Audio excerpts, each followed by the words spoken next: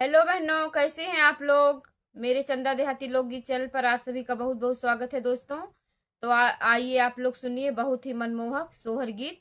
अगर आप लोगों को अच्छा लगेगा तो आप लोग इस मेरे चैनल को लाइक शेयर सब्सक्राइब जरूर करिएगा और अपना प्यार दुलार आशीर्वाद दीजिएगा। तो आइए सुनते हैं।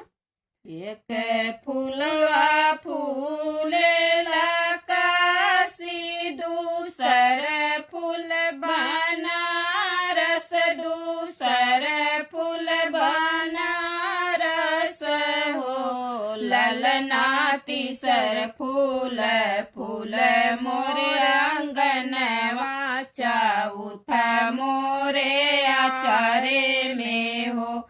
ललना तीसर फूल फूल मोरे अंगनवा, चौथा मोरे आचरे में हो। एक फूलवा फूलेला काशी, दूसर फूल बनारस, दूसर फूल बनारस हो। ललना तीसर फूल फूल मोरे आंगनवा, चौथा मोरे आचरे में हो।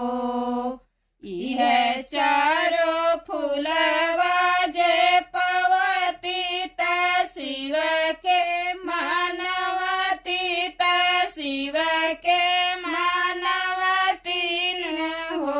ललना निहुरी निहुरी पैया पड़ती, मांगन कुछु मांगती न हो।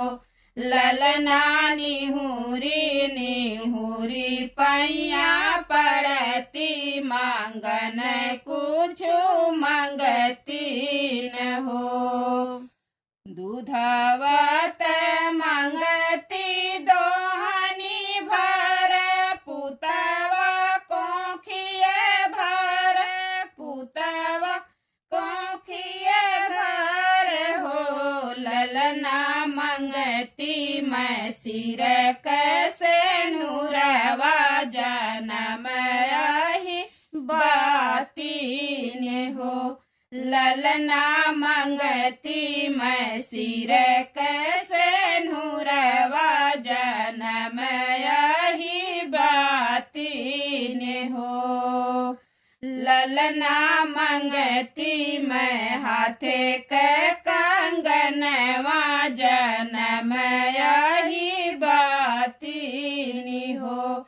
ललना मांगती मैं हाथे के कंगनवा, जनम आही बाती नि हो। केहुए के दिल प्रभु एक लाल, केहुए के दुई लाल, केहुए के दुई लाल हो।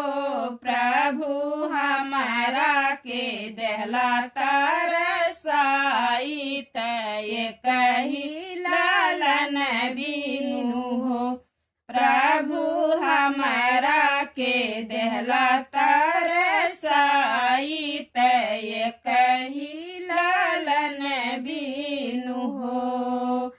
केहू के दिल प्रभु दूध भात, केहू के सग बात, केहू के सग पात हो।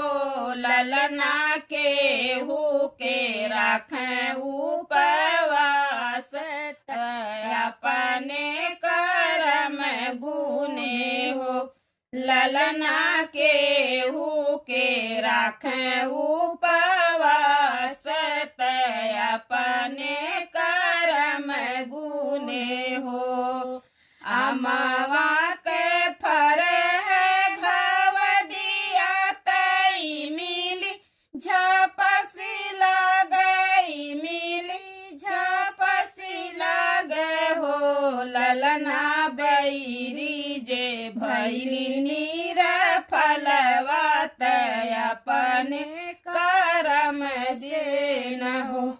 ललना बैरी जे भैली नीर फलवा, अपने कर्म से न हो।